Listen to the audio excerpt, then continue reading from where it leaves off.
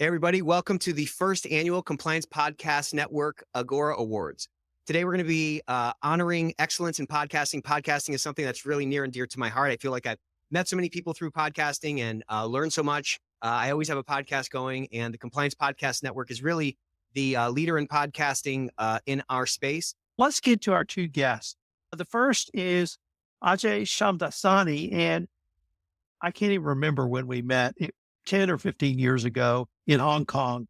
But he's a veteran writer, editor, and researcher based in Hong Kong. He holds an AB in History and Government from Ripon College. He's got a JD MyPac degrees from the University of New Hampshire Franklin Pierce Law School and an LLM in Financial Regulation from the Illinois Institute of Technology, Chicago Kent College of Law. He's a journalist by professional background in financial and legal arenas, and he began his journey as the deputy editor of A Plus Magazine, the journal of Hong Kong Institute of Certified Public Accountants. From there, he assumed the helm of Macau Business Magazine as its editor-in-chief, and later joined Asian Law as a deputy editor. Most recently, he spent 7 years as senior correspondent with Thomson Reuters, a subscription-based wire service and regulatory intelligence and compliance in Hong Kong. While there, he's covered regulatory developments in that city, as well as Singapore, India, and South Korea. Ajay brings a journalist's viewpoint to everything he does, obviously. I was originally introduced to him through his writing, but his podcasting is equally interesting, and we're going to explore that journey with him in a minute. And then, of course, Jonathan Armstrong. Jonathan has been a part of the Compliance Podcast Network almost since its inception. He is a guest panelist on Everything Compliance. He is my co-host on Life with GDPR. He has his own podcast with Tech Law 10 with Eric Sinron. And he is a well-known and world-renowned expert in data privacy and data protection. And he's going to talk to us in large part about his experiences in practicing law and giving them advice and consulting in EU and the United Kingdom. But Ajay, I wanted to start with you because this may be the first introduction to several of our American member audience. And so I was wondering, I gave a little bit of your professional background. Could you fill us in on some of the things that you've done, your career highlights, and really what do you enjoy about this area from the journalist perspective? Okay. I grew up in Hong Kong. I've lived here pretty much all my life, except for a 11-year stint in the U.S. And you gave the rundown of my educational background: college, law school, graduate school, finished up in Chicago. And when I came back, corporate governance, AML, Patriot Act, that was all the rage. And I really seized upon AML, financial crime, and that's something I've been involved with on a professional level in some capacity, either writing white papers, writing articles on the subject matter. And I saw the progression about a decade ago, but it's surprising I took so long to take action. But the move was going toward text plus audio, text plus video. Modern readers expect that little something extra. And certainly those that took the first step into the podcast world, I think they're reaping the benefits of it. And I think that there is a place for long form conversation. With my podcast, I think to an extent, many of us are shaped, many of us are influenced by Joe Rogan. And that shows there is a place for long form conversation. When Charlie Rose had his show on PBS and Bloomberg, he showed there is a market for it. Then he got caught up in the Me Too movement, but he's making a comeback on Substack. But even once upon a time in the U.S., Tom, you're old enough to remember, you had shows like the Dick Cavett Show, where they had public intellectuals, Norman Mailer, Gorvid, Bernard-Henri Lévy, Sartre, people, the great thinkers of their day. And that's what the approach I try to take. Our mandate was explore, from my primary podcast for the University of Hong Kong, Regulatory Ramblings, our mandate is explore the interconnection between law, regulation, technology, and finance. in much the same way Michael Bloomberg's mandate when he created the Bloomberg Financial Network, his express instructions to his first editor-in-chief were, I want you to tell the story of money in all its forms. And if you do that, you'll pretty much describe the human condition. So that's the kind of holistic approach I take. Could you tell us about the 3 podcasts that you were involved with? 2 of them you host, and that's Regulatory Ramblings and Reglex Perspectives. You also, I would say, guest host from time to time on Heart of the Matter. Is there a different focus in each? And before we get there, I'm going to shout out because you did an interview with a lawyer named John Quinn on Regulatory Ramblings, and that's number 2 for the Compliance Podcast Network since you dropped that one. So that's a pretty impressive opening out of the gate. And so tell the audience a little bit about your podcast, Ajay. Okay. My primary podcast, as I mentioned, was Regulatory Ramblings. And that's a joint production of the University of Hong Kong's Faculty of Law and the Standard Chartered Foundation's FinTech Academy. And the name gives it away, but I guess the view is that you don't necessarily have to take an exclusively legal angle, look at things through a legal prism. But these issues, when you're talking about emerging technologies in finance, the legal and regulatory issues just have a habit of cropping up. And it's a pretty wide swatch of the community that listens to it. People, we've got obviously students, faculty, administrators, academics, lawyers, accountants, banking and finance people, regulators, policymakers. So we're, again, a wide segment of society listens to Regulatory Ramblings. Reglex Perspectives, similar topics, shorter formats, because with Regulatory Rambling, our episodes typically go 90 minutes to 2 hours, and we have more time to get to know the guest. Reglex Perspective, it's, again, similar topics, but more targeted towards the compliance audience and shorter formats. So we take the approach of, okay, give a quick intro to the guest and dive into the issues of the day. And then Heart of the Matter, it's interesting because it's a little bit more offbeat. We look at topical and timely issues affecting the legal profession. So our most recent episode was on the rise of the AI idiot and how because of AI,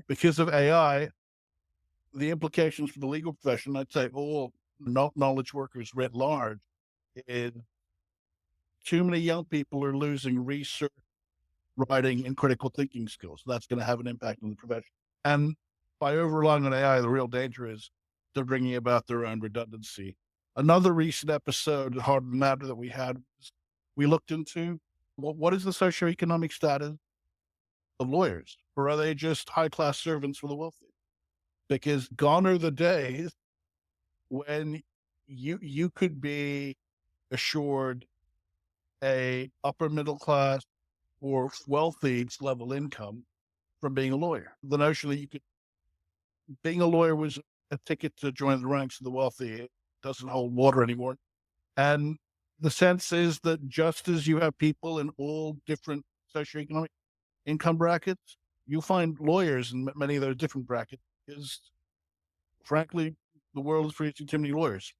Being a lawyer isn't what it doesn't mean what it once meant. And many of them may be doing well, but they come to realize how paltry they're doing when compared to the clients they serve. And in a class conscious world, that can be a rude awakening for a lot of lawyers with egos. And I think we can agree the egos run rampant in our profession. That would seem like an excellent time to transition over to Mr. Armstrong, who was called to the bar in 1991 and has practiced law since that time. Jonathan, I guess I'd like to start with you. I met you through social media, but through your fiches, writing, and articles that you published over the years. And so I wanted to maybe start by asking you, was podcasting a natural extension of your own legal outreach as you had done literally for the first 10, 15, even 20 years of your practice? Thanks very much for the invitation to speak, Tom. I'm going to apologize in advance for UK weather because we're in the middle of a storm here. So hopefully you could hear me, but thumbs down if you can't, I'll try a different way. But yeah, I think in some respects, yes, my podcasting, I was a broadcaster as a kid. So I was on a BBC show when I was age 10. I was like the Mozart of BBC local radio, and thought for a time that I might go into that as a career, and had an offer at university to go and be a broadcast journalist, but then was dragged into the law instead.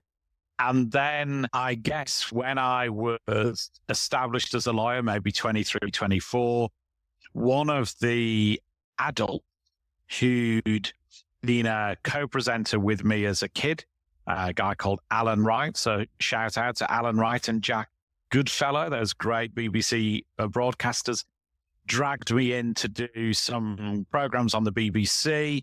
And then I did each of the BBC national networks other than Radio 3, the classical musical channel. They don't seem to need lawyers, who knew? So I suppose as a kid, I was into broadcasting. I find, much as we were just saying, I find the sort of spoken word somehow more engaging than the written word. I think it's more immediate. I think it's warmer in some respects, and people are driving about authenticity, aren't they? I think in podcasts, you get to share more of your personality, and that might be a good or bad thing. And obviously, a lot of the work you've done, Tom, the Compliance Podcast Network have done, is getting people who've got views and have got personality and sharing their views, which you might or might not agree with. But that whole debate thing is I think, part of the benefit of podcasts as well. Nobody wants an article is different, it seems to me, that a lot of articles on events tread that middle path and give people the facts. I'm a fan of FAQs, for example, which tend to be bare facts. With podcasts, you get to add color. You get to add that three-dimensional aspect that is harder from the page. Jonathan, you are involved in at least 3 podcasts on a regular basis that I'm aware of. I mentioned Everything Compliance, where you sit as a regular panelist. I mentioned Life with GDPR, which we started to talk about GDPR, but it's expanded with a much broader remit. And also Tech Law 10 with your colleague, Eric Sinrod. Could you talk to us about the differences in those podcasts from your perspective, and why you enjoy those differences with each guest and host? Tech Law 10, we started by accident, I guess in about 2009. So I just joined a US-owned law firm then. We're chatting on a weekly basis, what's happening in Europe, what's happening in the US. One of the marketing team at Dwayne Morrow, shout out to Tom Davies, knew we were doing it and said, you know what, guys, you ought to make it a podcast if you're just chatting with each other every Friday. So we did, and we did that more or less every week for a period. We do it less frequently now, but we do that on film as well as audio. And I think it is what it always was, really. Eric and I, as a rule, never give each other the topic in advance. We usually take it in turns. And then you get that immediacy, that reaction that I've talked about, and that isn't faked. And obviously we had one episode where I ranted about a well-known UK chef. I'm not allowed to name him for legal reasons, where we had to edit and remove parts of the podcast, which is a downside to immediacy and doing things from the heart. But usually that's gone okay. I think with Life with GDPR, obviously we were really fortunate, Tom, you and I, that seemed to really strike a nerve when there was all that regulatory change in Europe in 16, 17, 18, when people needed a sort of hopefully authoritative view from somebody with 20 plus years experience on what mattered and what didn't. And obviously we were fortunate to win the awards we did. And then we've hopefully helped people transition into new areas where they're having to address EU AI, Agora, the changing cybersecurity landscape, as well as privacy as well. and I enjoy doing that as well. And that gives us the opportunity usually to focus on one topic per podcast. So I think that's easier for people to unpick. And then I also enjoy everything compliance as well. And that's more, I don't know, zoo-like some days when you've got 4 or 5 people, each with a strong view on something. But I've learned a lot from that. And I think that definitely people think they know you. I've had people, I'm obviously from the UK. I've had people walk up to me who I don't know in Phoenix, Arizona, and tap me on the shoulder and say, "You're that English guy who hates Boris Johnson," or whatever. They can recall bits of the podcast.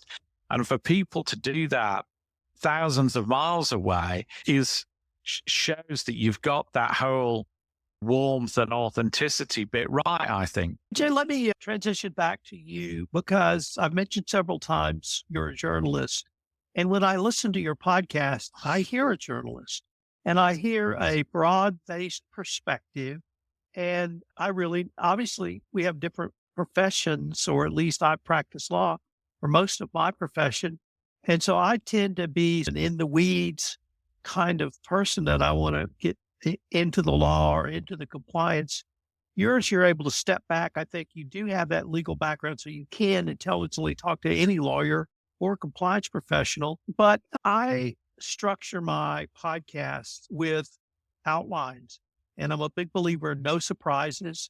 I want to have a conversation. I want to celebrate the person who I'm interviewing. And I wanted to ask you, what is your approach and strategy? Is it, as Jonathan has just said with his colleague Eric, that they do not share the questions or topics beforehand? Do you help the guests prepare? Or what's your approach? And I guess the last part of my observation is, when I listen to you, I feel like I'm sitting at a table listening to you and the guest. Is that by design, just to have that sort of conversation? Completely. Thought you would ask if do I help them by asking them leading questions. But look, some people want the query ahead of time. Sometimes we do that, or sometimes we just give them broad strokes, bullet points, talking points, so they know the meats and the bounds of the conversation. I don't practice got you journalism. I have no taste for that. But yeah, sometimes I will give them broad topics. Some cases, some people want more fleshed out questions, and those can be provided. Obviously, the best podcasts are those where you get visceral sense responses and where people are forced to think on their feet. But it comes down to each individual and what they're comfortable with. I know more about the law and regulation than the average person. I wouldn't put myself on a par with a practitioner like yourself, but yeah, you're very skillful. You're very skillful about the way you go about things. Whereas I'm more of a big picture guy, even though there are certain discrete aspects of law and regulation I'm comfortable talking about. Frankly, I don't necessarily think journalists make the best podcasters. I think with journalists, when they take that journalism approach to podcasting of, they got their question, and okay, sometimes they might follow up if something interesting strikes them from the interviewee's response.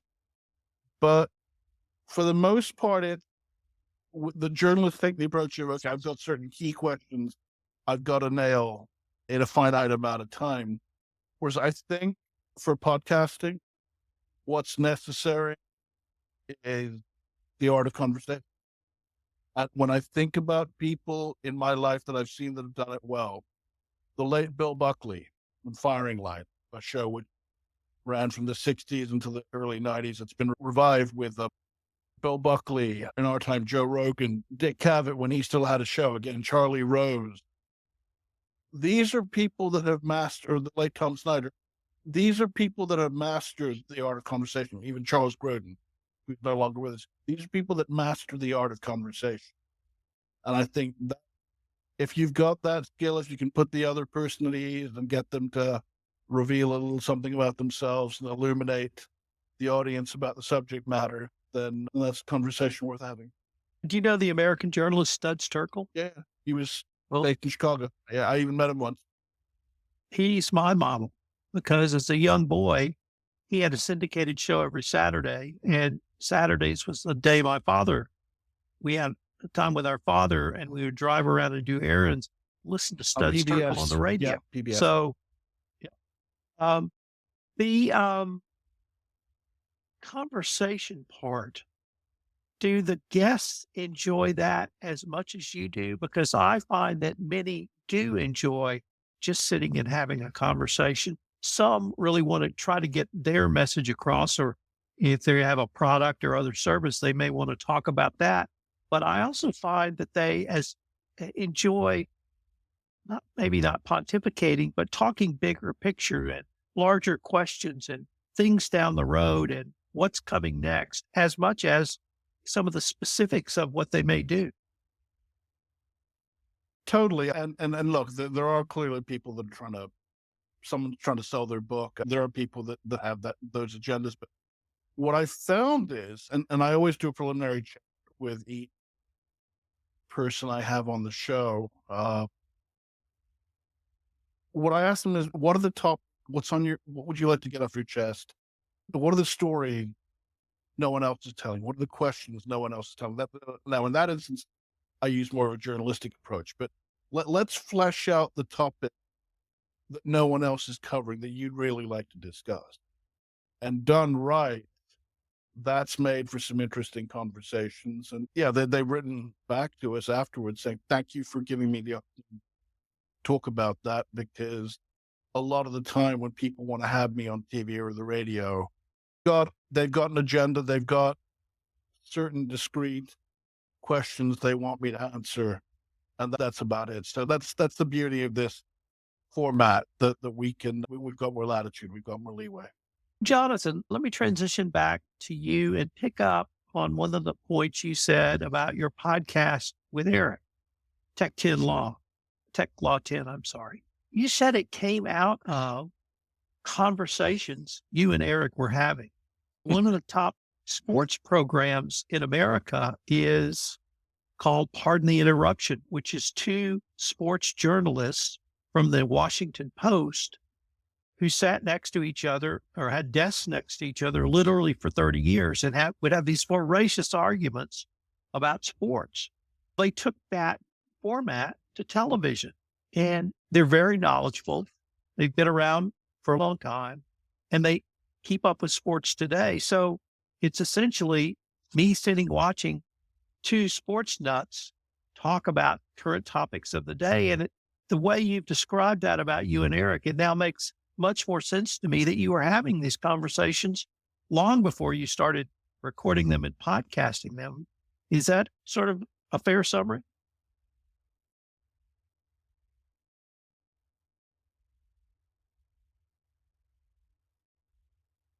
Yeah, it is. And I think a lot of good podcasts come from that, don't they?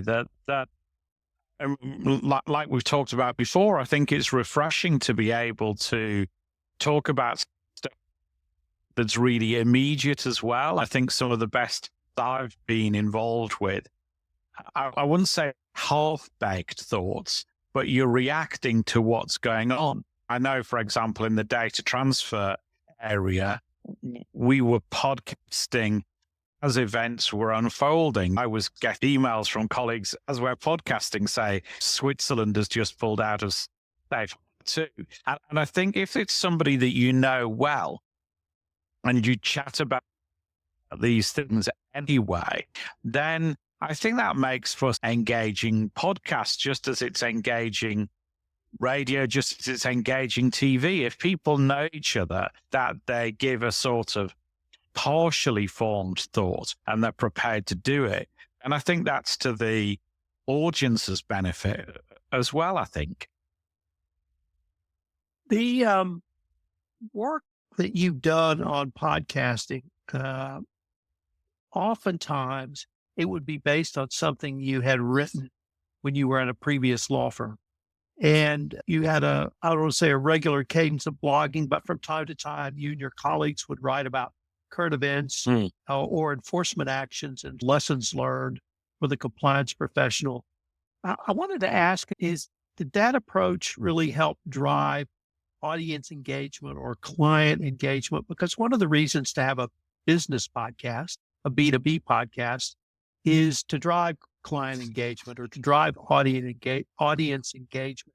Did you find that some of the topics, particularly in enforcement actions, where you would summarize not only the facts of the case, but really the lessons learned from the data privacy or data protection arena, really drove engagement for you, your colleagues, or your firm at that way?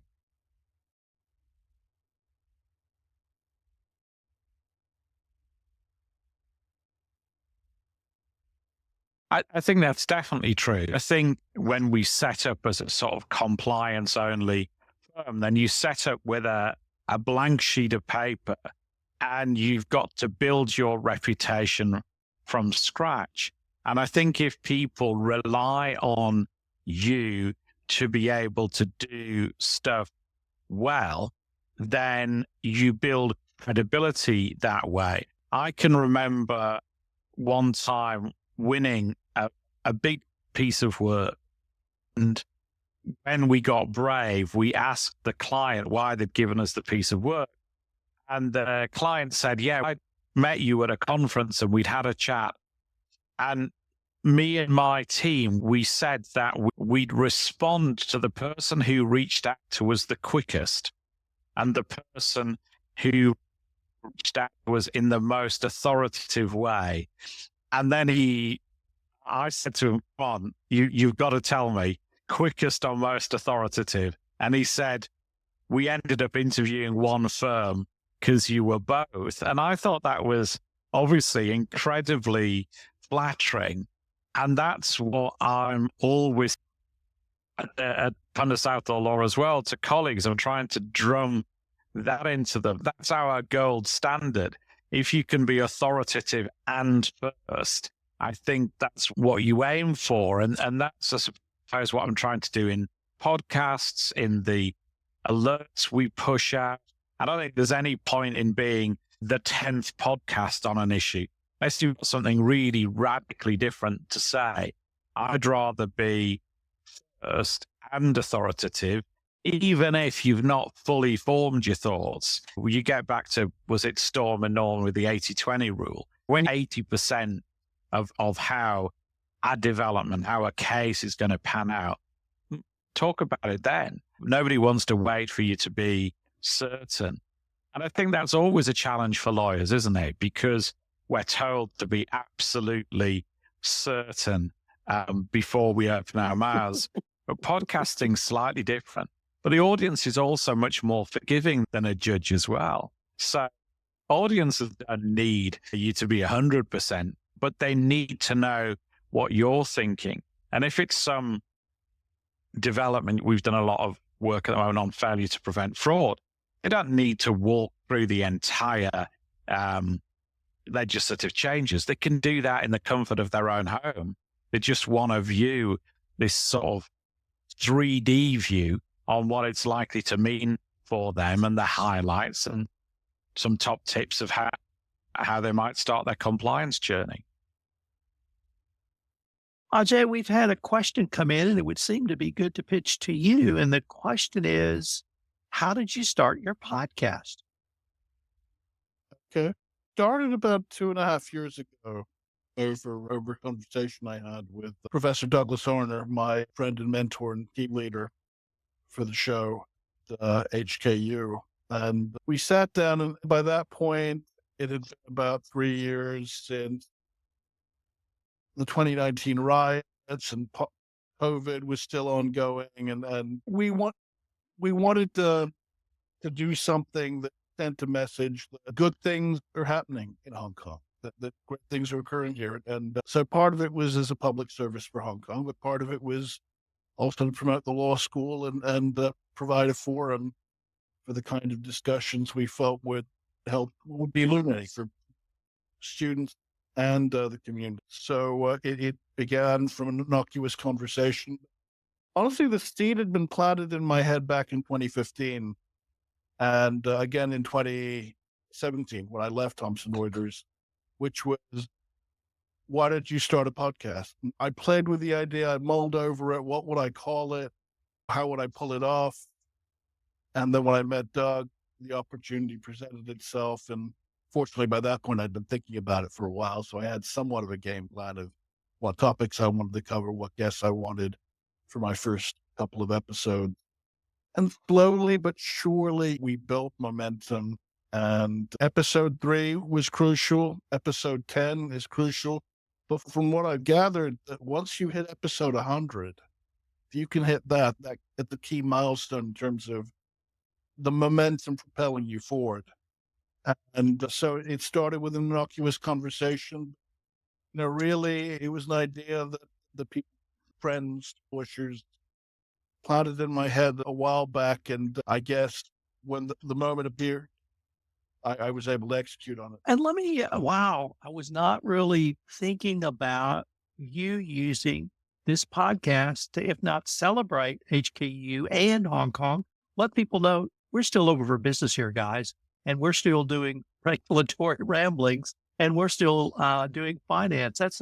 What a great way to think through the different ways you could use a podcast. Let me ask you about the podcast scene in Hong Kong. Now that you have 3, or at least 2.5, maybe, that puts you in the top level of podcasters around. And is there a podcast community? Is there, with your fellow journalists, is that something that you see? Can you give any assessment? Podcasting here in America, the numbers are literally over 40% of all Americans have listened to a podcast. And for us, that means several hundred million. I recognize China is much bigger population wise, but do you see those kinds of engagement numbers in your part of the world? Certainly in places like India, there are a couple of Indian podcasters that I guess maybe it's because of the size of their market, the connectivity levels. But yeah, you certainly see it in India and China for sure. It's like just about, I can think of multiple publications that have their own podcast now. Reorg, Debtwire, Bloomberg's got its own podcast. There's no shortage of podcasts. Do I see as much collaboration between podcasters as I do in the US? No, it's more fragmented. Everyone's doing their own thing. If there's one thing we can learn from you guys, it's more collaboration is a good thing because that exposes each other to each other's audiences. And the production quality, the gap has narrowed, but I think the US still tends to do a lot better. But, now it's to the point where you can go to Best Buy, you can go to electronic stores, and if I'm not mistaken, they literally have sections devoted to everything a podcaster needs. Or I was in Dubai recently, and that was one of sales clerks were answering the queries of youngsters who came in, like I'm guessing they were in their late teens, early 20s. And these kids wanted to start their own podcast, and they knew exactly what they needed, exactly what to give them. So the market is adapting to catering to podcasters' needs in terms of the gear and equipment they need. The podcast scene in Asia is growing, but again, teething issues, some things you just learn through trial and error. And however many people start podcasts, you've got to see how 1, 2, 3, 5 years down the line, are they still around? Staying power, consistency, longevity, that's key. Because I would hazard a guess that at the 2 or 3, even at the 2 or 3 year mark, a lot of them aren't around anymore. And that's the function of life. People get busy with other things. So let me end this section by asking you, could you give us 2 or 3 really top moments for you in podcasting, whether it was a host, whether it was a particular guest, whether it was getting started, whether it was communicating a message, or as Mr. Armstrong has told us, someone came up to you in Phoenix, Arizona and said, "You're the guy who doesn't like Boris Johnson." 2 recently, Nguyen Su, who Vietnamese gentleman brought up in France, and my chat with him goes live in just under 12 hours, Hong Kong time. but he was promoting his book, The AIification of Employment. The AIification of Jobs is the title of the book. And what he said towards the end was pretty stark. He said, look, most of us on a good day are about average in terms of what we can do, what we produce. The troubling thing is, though, increasingly, the result that you get with AI are consistently above average. So he said, that's the stark conclusion, but he offered no easy solutions as to what can the average person then do to raise their game to certainly, at the very least, not become redundant. Because a recurring theme on my podcast has been that the fundamental question of the 21st century, and this has been picked up on by people like Ray Dalio, Peter Zeihan, and even Elon Musk. The fundamental question of the 21st century is, how well does your labor complement the results that can be had with just technology? How well do you work with technology? Does your work product complement what we can come up with through automation? And if the answer is yes, you have a future. If not, personally, I think AI is going to affect low-level white-collar workers before it affects, say, a janitor or a construction worker or a bus driver. I think if you're a copy editor, a paralegal, a secretary, an executive assistant, you might have something to worry about. So that's one. The other was when I had Michael Friedman on from the Mekong Group. He was former diplomat, former South Force. And the topic was human trafficking and modern slavery.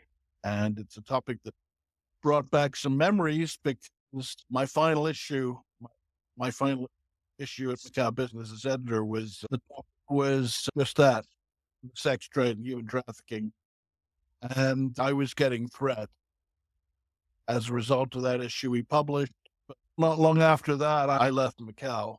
The stark thing was that, as Michael said, there was a young girl he tried to rescue, but by the time he got there, she was gone. And the sad truth is, as I recounted to Michael, just based on the people in law enforcement and the intelligence services and armed forces in the world that have dealt, members of the armed forces that have dealt with this issue, the sad thing is many of these people are never going to be whole. Yeah.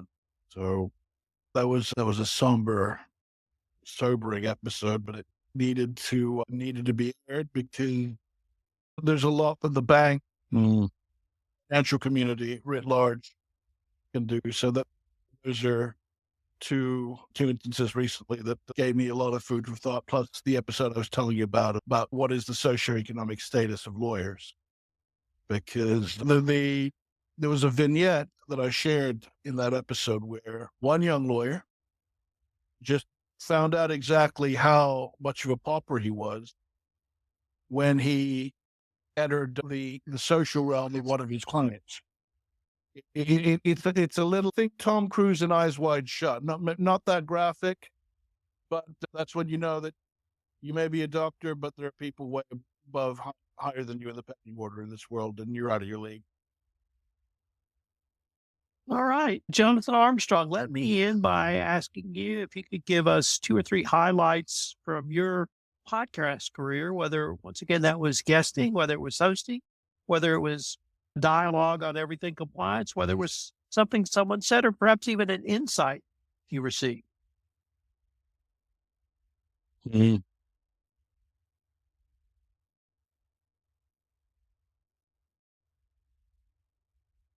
Yeah, actually enough, I was going to give the same example of modern slavery. I think it's the only podcast I've done where I've had a death threat after it.